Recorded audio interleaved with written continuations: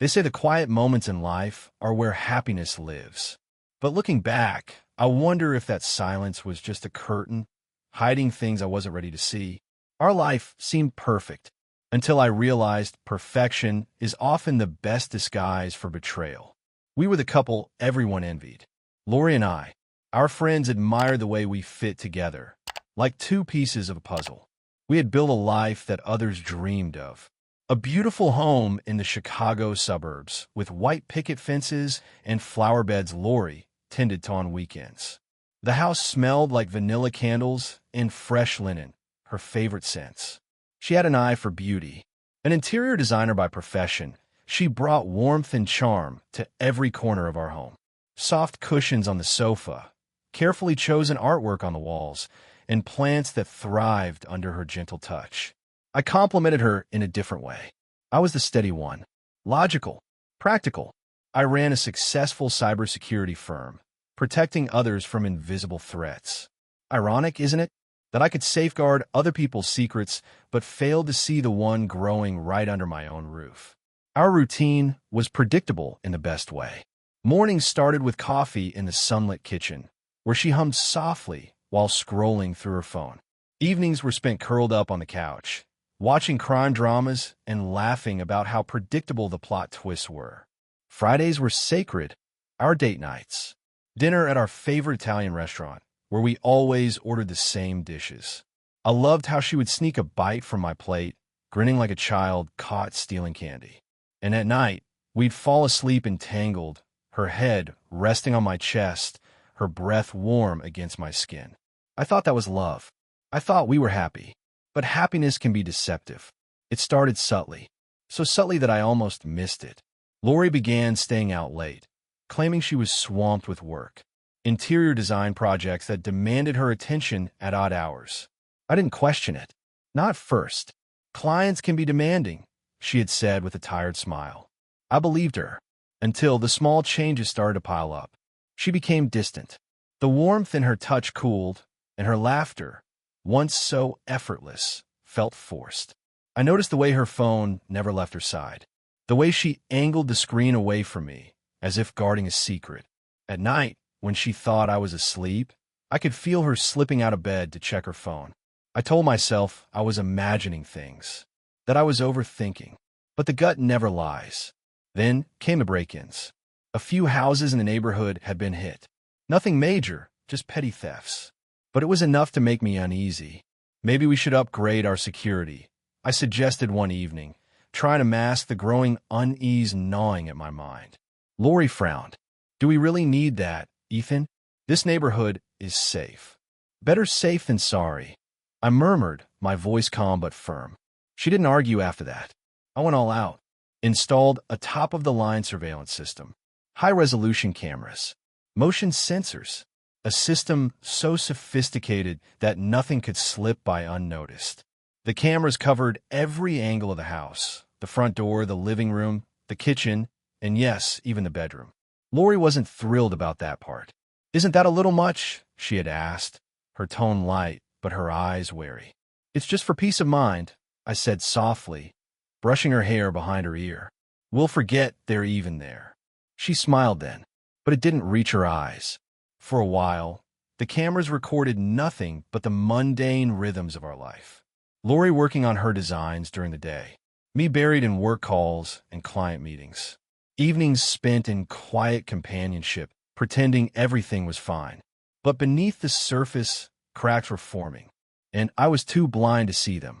One night, as I reviewed the day's footage, out of habit more than suspicion, I noticed something.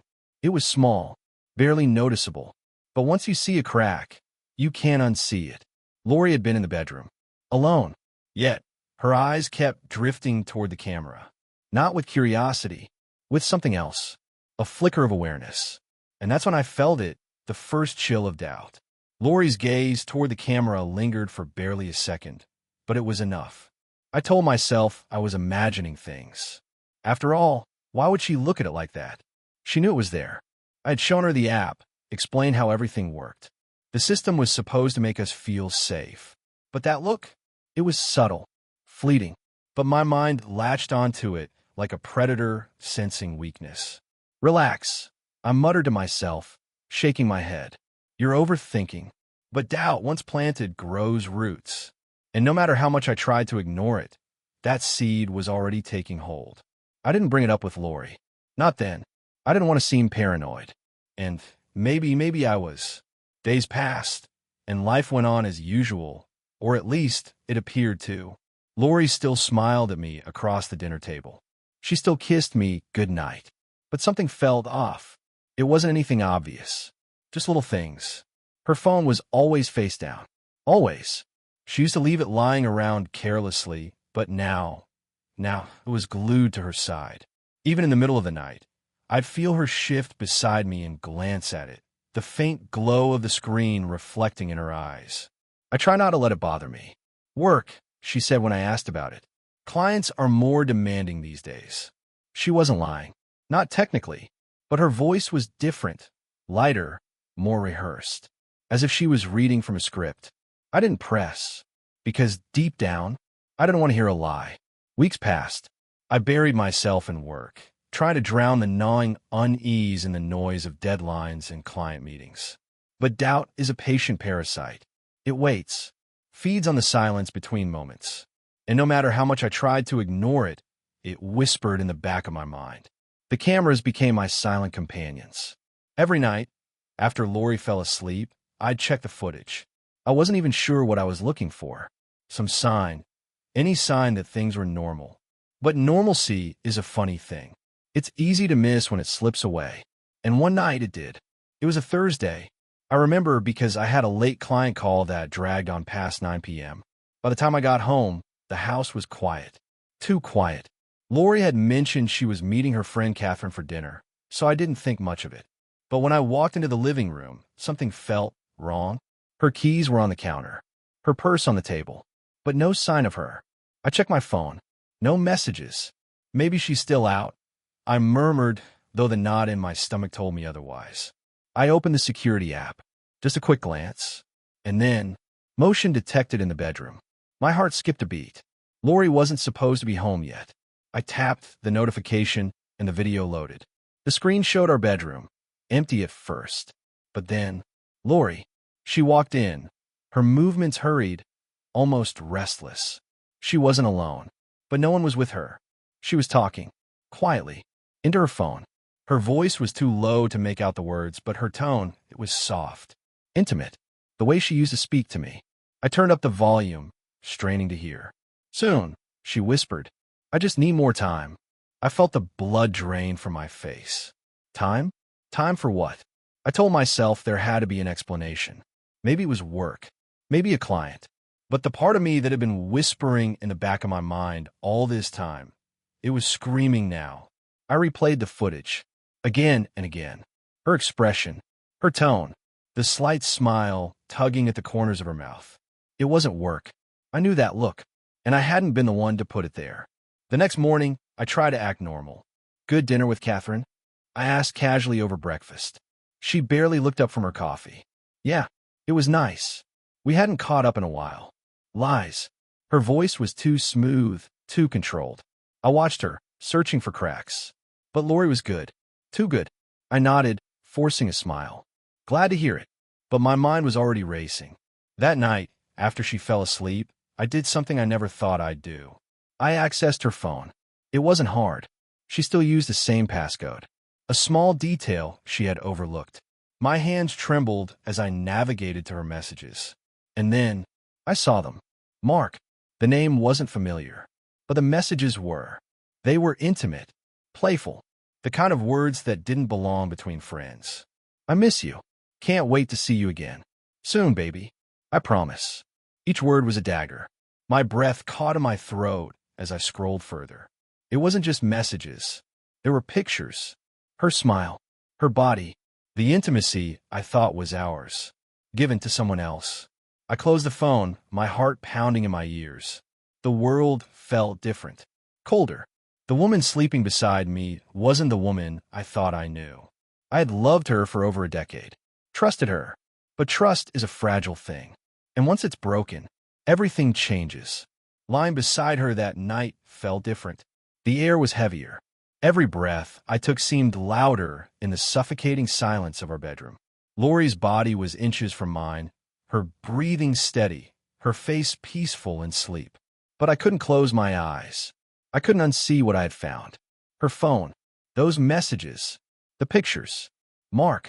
The name echoed in my mind like a curse. I had replayed the conversations so many times in my head that I could almost hear her voice whispering those words.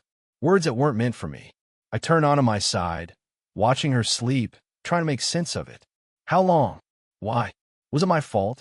The questions circled endlessly, but no answers came. Just the cold, unyielding truth. Lori wasn't the woman I thought she was. But I didn't confront her. Not yet. Because confrontation would mean facing the full extent of her betrayal. And I wasn't ready for that. The next morning, I forced myself to play the part.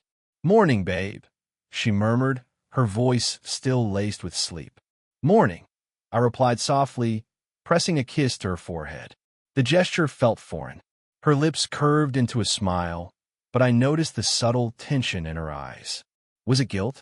I wanted to believe it was. But a woman who could look me in the eye and lie so effortlessly, could she even feel guilt anymore? She moved around the kitchen like nothing had changed, like she wasn't hiding something that could shatter everything we had built.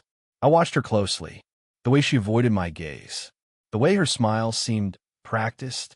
She was good. I'll give her that. But I was better. Days passed. I didn't mention what I had found. I needed more. Confrontation was too easy, too clean. And this was messy. I needed to know the full extent of her lies. And I wasn't going to stop until I had all the pieces.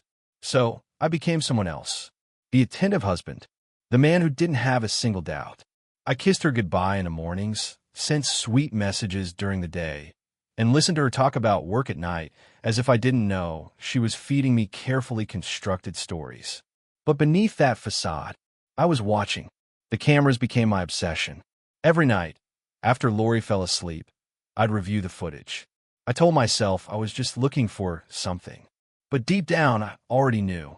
It was all there. The subtle changes in her routine. The late nights. The missed calls, she said, were from clients. But it wasn't just her actions.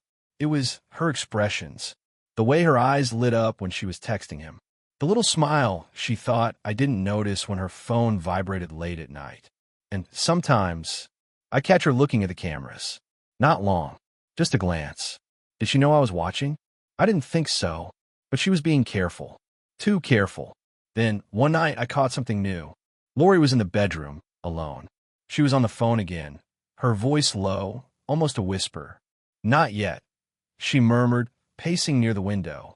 "I need a little more time." I leaned closer to the screen, my pulse quickening. "No, he doesn't suspect anything." A soft laugh. "He's clueless." Clueless. The word hit me like a punch to the gut. She wasn't just lying. She was mocking me. I clenched my jaw, forcing myself to stay calm. Anger burned in my veins, but I couldn't let it take control. Not yet. The next morning, I went about my day as if nothing had changed. But inside, I was unraveling. I needed answers. Real answers. I wasn't content with knowing there was another man. I needed to know who he was, where he came from, what he wanted from my wife and my life. And so, I did what I do best. I started digging. Lori had underestimated me. She forgot who I was. I built my career on uncovering secrets, on finding vulnerabilities and exploiting them before they could cause damage. Now, I was doing the same, but this time it was personal. I started with her phone. I cloned it, gave her no reason to suspect a thing.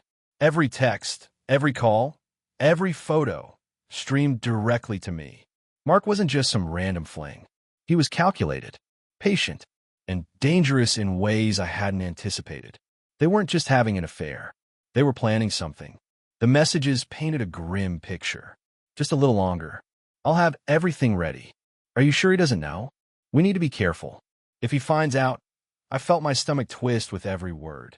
They weren't just betraying me. They were planning to take everything. I tracked Mark down.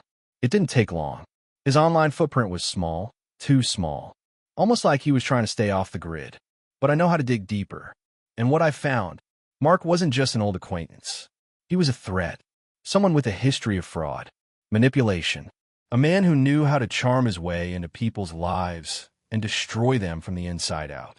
I stared at the screen, my pulse pounding in my ears. Lori hadn't just fallen for a con man. She was helping him drain our accounts, helping him plan my downfall. The betrayal was deeper than I had imagined. And now, I wasn't just fighting to save my marriage. I was fighting to save everything. Knowing the truth didn't make it easier. If anything, it made it worse. Lori wasn't just cheating. She was plotting to take everything. And Mark, he wasn't some lovesick fool caught in the middle of an affair. He was a predator, calculated, manipulative, dangerous. I spent the next few days piecing it all together. The texts, the transactions, the carefully concealed lies. Lori had been siphoning money from our joint account. Small amounts at first, barely noticeable. But over time, the numbers grew. Thousands, then tens of thousands, all funneled into an account I hadn't noticed before. An account in both their names. I felt sick. I had built this life from the ground up. My business, our home, our future. And she was preparing to walk away from it all with him. How long had she been planning this? The messages gave me part of the answer. At least 6 months. That's how long they had been laying the groundwork. Lori had played her part perfectly, pretending to be the devoted wife while she laid the foundation for my downfall. And Mark, he was patient. He wasn't just after Lori. He was after me. I leaned back in my chair, staring at the screen as the pieces clicked into place. This wasn't just about money. Mark wanted more. Control. Power. They were planning to gut my company, transfer everything out, disappear, and leave me with nothing. But they didn't know who they were dealing with. I've spent my life studying systems, learning how they work, finding the weak points. People aren't that different. Lori thought she was in control. She thought I was clueless, but I was already 5 steps ahead. The cameras had given me the truth. The messages had given me the plan. Now, it was time to rewrite the ending. I started small. Adjustments. Barely noticeable changes to our routine. Lori was too distracted to notice. She was focused on Mark, on their plan. But I was watching. Every text, every call, every move. And I wasn't just watching anymore. I was playing. I began feeding her information. Subtle things. "Work's been crazy lately," I said one night, running my hand through my hair, letting out a frustrated sigh. Lori looked up from her phone, her expression carefully neutral. "Everything okay?" "Yeah, just a lot of financial stuff to sort through. Moving money around. Making sure accounts are secure." Her eyes flickered for a fraction of a second. But I caught it. I had planted the seed. Now I just had to watch it grow. Over the next few days, I kept at it. Little hints. Mentions of transferring assets. Discussions about tightening security protocols. Lori tried to act indifferent, but I saw the tension in her shoulders. The slight pause before she responded. She was nervous. Good. But that was just the beginning. I needed to take it further. I needed her to think she was still in control. So, I gave her that illusion. One evening, I left my laptop open on the kitchen counter. An innocent mistake. Or so she thought. She was careful. I'll give her that. Waited until I was in a shower before she made her move. But I saw it all. The camera caught her glancing at the screen. Caught her snapping pictures of my financial documents. She thought she was being clever. She had no idea I wanted her to see that. Because the documents she took, they were a trap. False information. Carefully crafted to lead her and Mark exactly where I wanted them. They thought they were one step away from pulling off the perfect heist. They didn't realize they were walking into mine. I kept playing my part. The loving, unsuspecting husband. But inside, I was cold. Calculated. Every time I kissed her, I tasted betrayal. Every time I held her, I felt the weight of her lies pressing down on me. But I smiled, because I knew how this was going to end. Then came the moment I had been waiting for. Lori's business trip. She told me she had to visit a client out of state. Just a few days. Nothing major, she had said, brushing her lips against mine in a kiss that felt empty. "Be safe," I murmured, my voice steady. But inside, I was already planning the next move. The night she left, I didn't go to bed. I sat in my office, watching the live feed from the cameras. She wasn't going to see a client. She was meeting Mark. And this time, I was watching every second. The hotel room. Room 512. I had known about it for days. Lori had booked it under a fake name, but I had access to her emails. She wasn't as careful as she thought. I watched as she greeted Mark at the door, her smile bright, the same smile she used to give me. They kissed, and I felt nothing. I had already mourned her. The woman I loved was gone. This was someone else. I could have confronted them right then, but that wasn't part of the plan. No, I had something better in mind. I pulled out my phone and opened the app. The cameras were still rolling, recording everything. But this time, I wasn't the only one who would see it. It's funny how people get careless when they think they're winning. Lori and Mark thought they had it all figured out. They believed I was still the clueless husband, lost in my own world, oblivious to their carefully orchestrated betrayal. But they didn't realize they were following a script I had written. The night Lori left for her business trip, I didn't sleep. I stayed in my office, eyes glued to the live feed from the cameras. Room 512. Lori and Mark thought they were being discreet. A fake name, a different city, a new hotel each time. But no matter where they went, they couldn't hide from me. I watched as Lori kissed him, her body pressed against his like she had never known mine. And for the first time, I felt nothing. The love I had for her had been suffocating me for weeks, but now it was gone, replaced by something colder. Precision. I didn't confront them. Not yet, because confrontation was messy. And this was going to be clean. Lori thought she was leading me to ruin, but I was guiding her, step by step, toward her own destruction. Over the next few days, I made my moves carefully. It started with the accounts. I shifted the bulk of our savings into secure, untouchable accounts, ones Lori didn't even know existed. She had been siphoning money into her and Mark's joint account for months, but I made sure those transactions led to a dead end. A ghost account, one that looked legitimate but was tied to me. When the time came, that money would be gone, and they'd be left with nothing. Next, I focused on the company. Mark's plan was simple: gain Lori's trust, use her to access confidential information, and bleed my business dry before disappearing. But I had already reinforced my systems. I created false entry points, digital breadcrumbs that led to a secure decoy server. If Mark tried to access anything, it would trigger a silent alarm, and I would know. But the real masterpiece? That was the video. Lori and Mark had no idea that every second of their little rendezvous had been recorded. The cameras I installed weren't just for home security. They were my insurance policy. Every kiss, every whisper, every betrayal, captured in crystal clear detail. And soon, everyone would see it. I could have sent the footage to Lori right then, but that would have been too easy. I wanted her to feel the ground crumble beneath her feet. I wanted her to watch her perfect plan unravel. So I waited, patient, calculated. And when the moment was right, I struck. It started with a text. Lori was still in New York, supposedly meeting her client. I sent her a message that was carefully crafted. Hope everything's going well. I miss you. Can't wait for you to come home. Short, sweet, just enough to keep her guard down. Her reply came quickly. Miss you too. Can't wait to be back. Lies. But that was fine, because soon, the truth would come out. I spent the next few days preparing for the reveal. I didn't just want Lori to know that I'd caught her. I wanted her to feel it, the way I had felt it. Every lie, every betrayal. I wanted it to crush her. I made a few calls, arranged a dinner reservation. Something intimate. Our anniversary. Lori wouldn't suspect a thing. She would think I was celebrating us. But really, I was ending us. The night arrived. Lori walked into the restaurant, her smile radiant, her eyes sparkling. She had perfected the act. Happy anniversary, babe, she whispered, leaning in to kiss me. I kissed her back, but inside, I was ice. Dinner was perfect.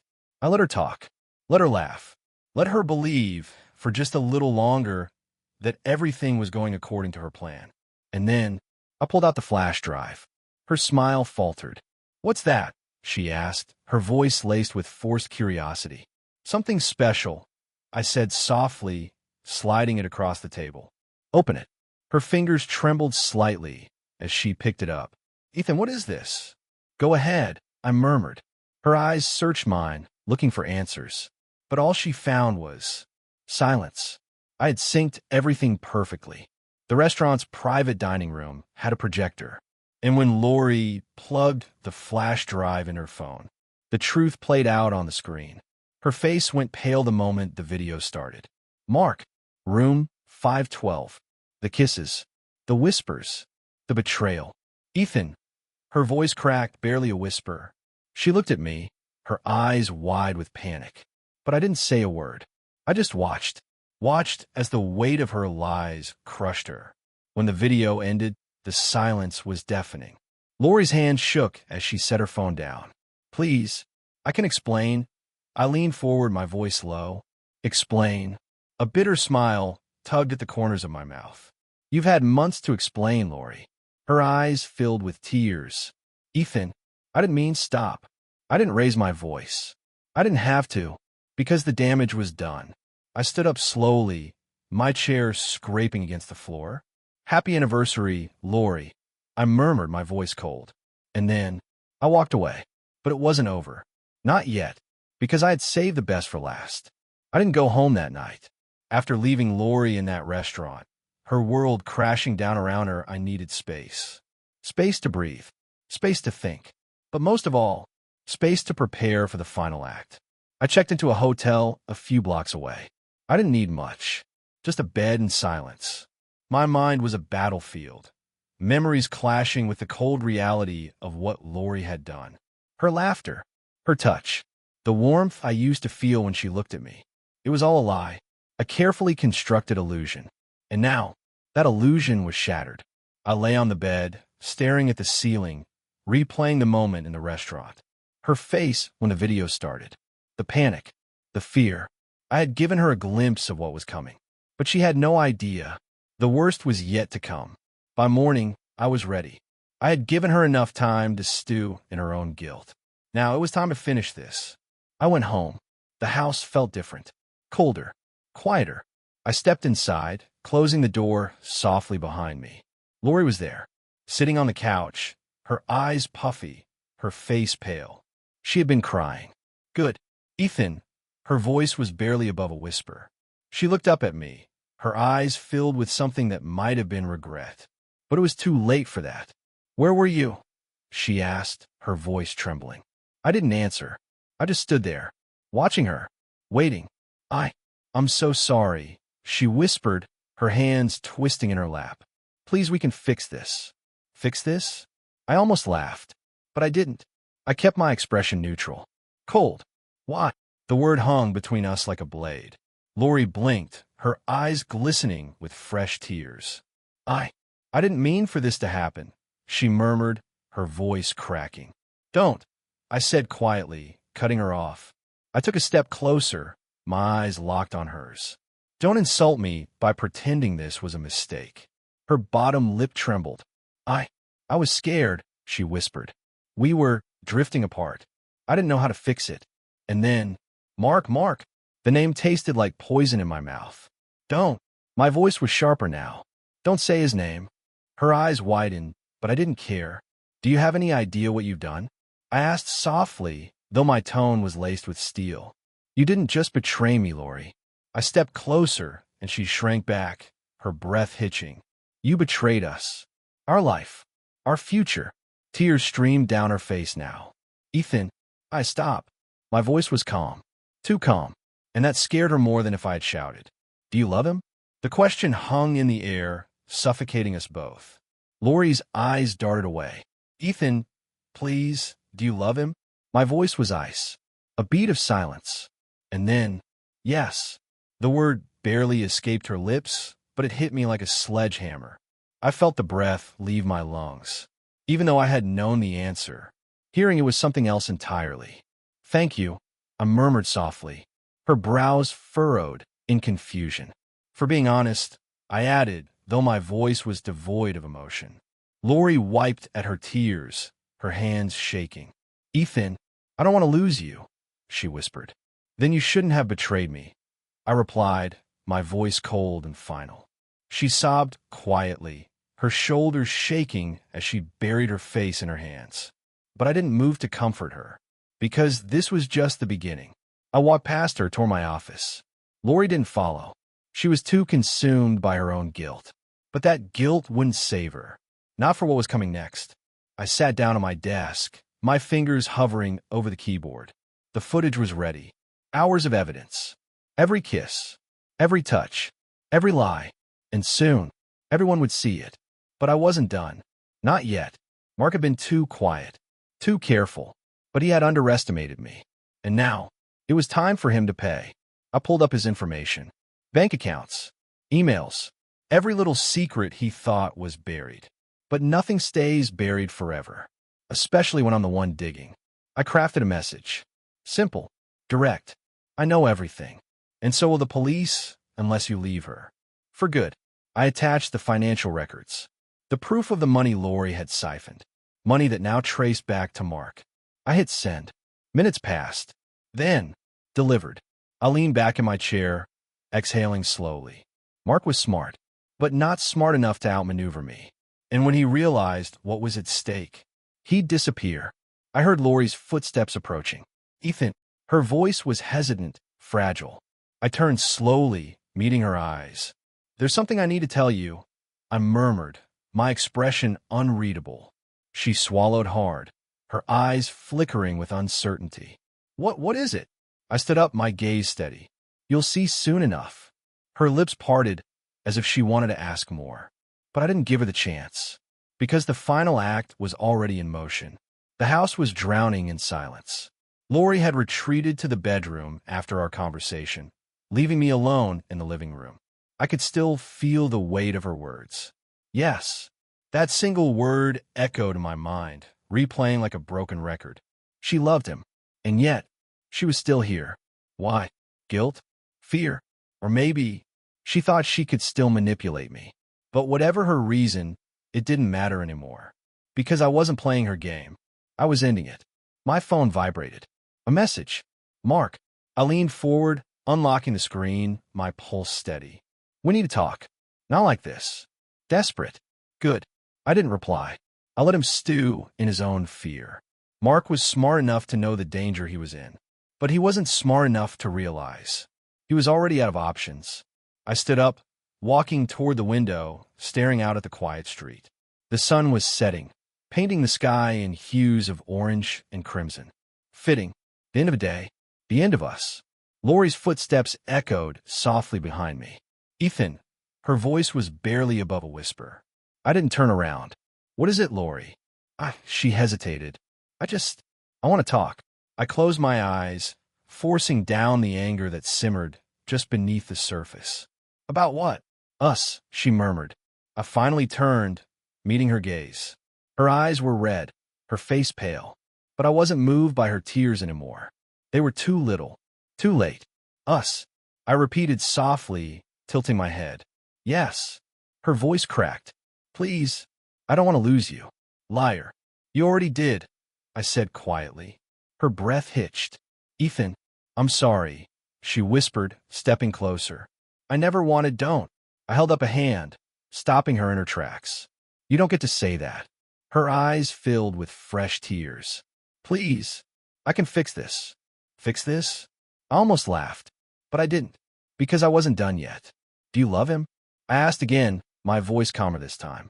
Her lips quivered. Yes, she whispered. Would you leave me for him? A beat of silence. Then, I don't know, she murmured, her voice barely audible. Wrong answer. I nodded slowly, my expression unreadable. Thank you for your honesty, I murmured. Her brow furrowed, confusion flickering in her eyes. Ethan, what are you? You'll see. I turned away, walking toward the front door. Where are you going? She asked, her voice laced with panic. Out, I replied, my tone devoid of emotion. She didn't try to stop me, because deep down, she knew. I drove without a destination in mind. I needed space, time to clear my head. But no amount of distance could silence the storm raging inside me. I was almost at the end, and now, it was time to deliver the final blow. I parked near a quiet overlook, the city lights shimmering in the distance. My phone buzzed again. Another message. Mark, meet me. Tonight. We can work this out. Work this out? I smirked, my jaw tightening. He was scrambling now. Desperate men make mistakes. And Mark was about to make the biggest one of his life. I typed a simple reply. Midnight, the warehouse on 12th. Send. The trap was set. And when the clock struck 12, it would all be over. I drove back home just as the sky was darkening, the weight of what was coming pressing down on me. Lori was still awake, sitting on the couch, her knees pulled to her chest. She looked up when I walked in, her eyes filled with questions. But I didn't answer them. Not yet. Ethan, where did you go? Just needed some air. Are we okay? I didn't answer right away.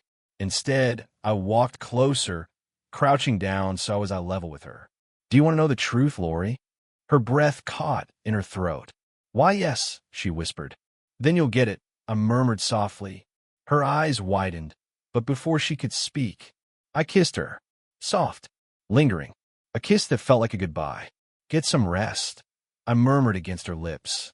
She looked at me, her eyes full of unspoken words. But I didn't give her a chance to say them, because this was the calm before the storm. Midnight.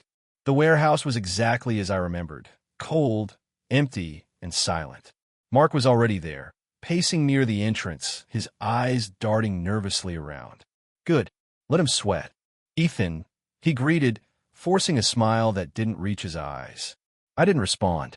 I just watched, letting the silence stretch. Look, I know things got out of hand. Mark began, his tone smooth but laced with desperation. But it doesn't have to end like this. Like what? I asked, my voice calm. Like this. He gestured vaguely, trying to play the role of the reasonable man. But I wasn't here for negotiations. I have a proposition, Mark continued, stepping closer. Don't. My voice was sharper now. Don't insult me by pretending you have anything I want. Mark's smile faltered. You don't want to do this, he murmured, his eyes narrowing slightly. Funny, I murmured. I was about to say the same thing. And then, I pulled out my phone. Mark's expression shifted. Confusion. Then, panic. Because he knew what was coming. Remember this? I asked, tilting the screen so he could see the footage. Lori, room 512. Every kiss. Every whisper. Every betrayal. Captured. Mark's face paled. You wouldn't. I smiled. Would not. I let the silence stretch again, watching his realization settled over him. You're bluffing, he murmured, but his voice wavered. Am I? I took a step closer. Walk away, Mark, I said softly, my tone laced with quiet authority. Leave her. Leave everything. Or, I'll make sure this, I gestured to the screen, goes public. Mark's jaw clenched. You'd ruin her too, he said, his voice barely above a whisper. She ruined herself, I replied coldly. A beat of silence. Then, he broke.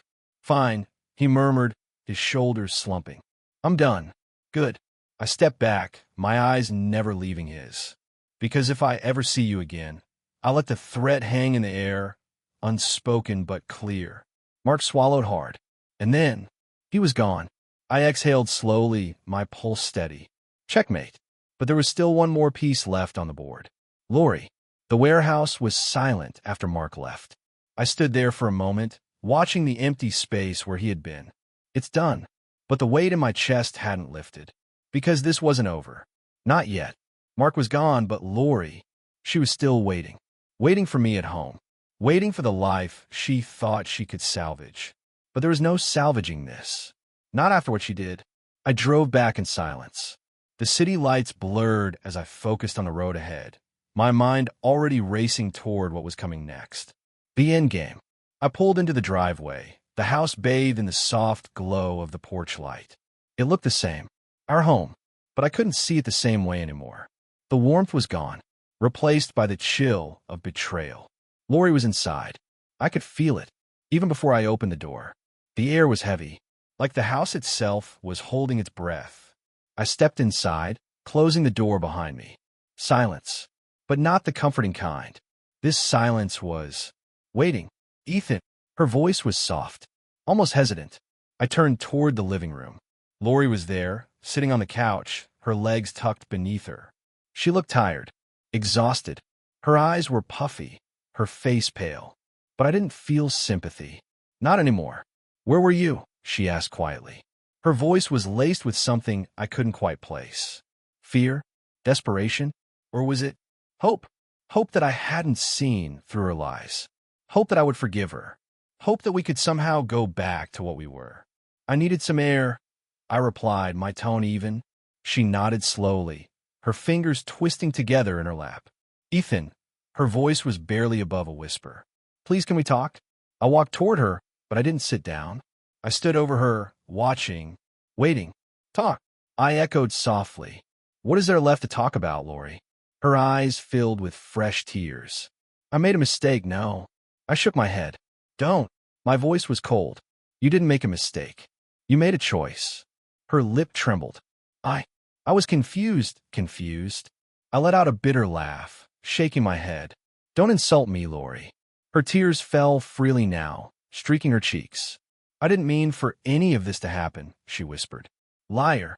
The word hung between us like a blade. Lori flinched, her body curling in on itself. But I wasn't done. Not yet. Tell me, I murmured softly. Her eyes flickered up to mine, filled with desperation. When did it start? Her breath hitched. Ethan, please, when? My voice was sharper now. She swallowed hard, her eyes darting away. Six months ago, she whispered. 6 months. I felt the air leave my lungs. I had suspected, but hearing it confirmed? It was like a knife to the heart. 6 months. I repeated, my voice barely above a whisper. While I was building a future for us, you were tearing it apart. Ethan, her voice cracked, but I didn't let her finish. Why, Lori? The question was quiet, but it carried the weight of everything. Her eyes met mine again, and for a moment, I saw it. Regret. But regret wasn't enough. Not after what she had done. I didn't mean to fall for him, she murmured. But you did. The words came out colder than I intended. Her shoulders shook as she tried to hold back her sobs. I thought I was losing you, she whispered. Losing me? My voice was barely above a whisper, but the edge was there. Lori, who didn't lose me. You threw me away. Silence. Heavy. Suffocating. Her sobs filled the space between us, but I didn't move.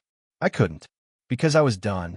I can fix this, she whispered, her voice cracking. Please, Ethan, let me fix this. I stared at her, and for a moment, I almost believed her. Almost. But then, I remembered everything. The lies. The betrayal. Mark. Room 512. There's nothing left to fix, I said softly, my voice steady. Her breath caught, her eyes widening. Ethan, please, I'm done, Lori. The words were final. A death sentence for what we once had. Her sobs grew louder, but I didn't move. I couldn't, because this was the end. I had given her every chance, and she had thrown them all away. Do you love him? The question slipped out before I could stop it. Lori's sobs quieted, her eyes meeting mine. I saw the truth before she even spoke. Yes, she whispered. I felt nothing. No anger. No pain. Just emptiness. Then go to him, I murmured. Lori's eyes widened. Ethan, go. My voice was calm. Dead. Pack your things. And leave. She shook her head, her tears falling harder. Please. I go. The word was quiet, but it carried the weight of finality. Lori's sobs echoed through the house as she stood up, her body trembling. I didn't watch her go. I couldn't, because watching her walk away would hurt more than I was willing to admit. Minutes passed, then hours, and finally, silence. I sat there for a long time, alone, in a house we had built together. But now, it was just mine. I should have felt relief, but all I felt was emptiness, because no matter how much I had prepared for this moment, losing her still hurt. I stood up, my legs feeling heavier than they should. I walked toward the window, staring out at the darkness beyond. The world felt different, and maybe that was okay. I had survived the storm, but now it was time to rebuild. Without her, the house was silent, a different kind of silence, not the suffocating quiet that had haunted me for weeks. This was emptier, but not in a bad way. Lori was gone. Her things were gone. And with her, the lies were gone too. I stood in the living room, staring at the empty space where her favorite chair used to be. The one where she'd sit on Sunday mornings, sipping coffee, pretending everything was perfect. But it wasn't. It never was. I ran a hand through my hair, exhaling slowly. It was over. The deception, the betrayal, the weight that had been pressing down on my chest. Gone. But what was left wasn't peace. It was emptiness. I had spent so much time preparing for this moment, planning, watching, setting every piece in place to expose her. And now that it was done, I didn't know what to do next. My phone buzzed on the counter, breaking the silence. A text from my lawyer. The papers are ready. Just need your signature. I stared at the message for a long moment. Divorce. The final nail in the coffin. I knew this was the right thing to do. Lori had made her choice, and I had made mine. But signing those papers, it felt like closing the last door to a life I had once dreamed of. On my way, I typed, my fingers steady despite the ache in my chest. Because this wasn't about emotions anymore. This was about moving forward. I drove to the lawyer's office, my mind oddly quiet. No racing thoughts, no lingering doubts. Just silence. A different kind. The kind that comes after a storm. Ethan, my lawyer greeted, offering a sympathetic smile. Thanks for coming. Let's get this done. I murmured, my voice steady. She nodded, sliding the documents across the desk. Divorce papers. My name. Lori's name. And, at the bottom, a blank line waiting for my signature. I picked up the pen, my fingers brushing against the cool metal. For a moment, I hesitated, not because I doubted my decision, but because this signature made it real. I closed my eyes for a second, letting the weight of it settle.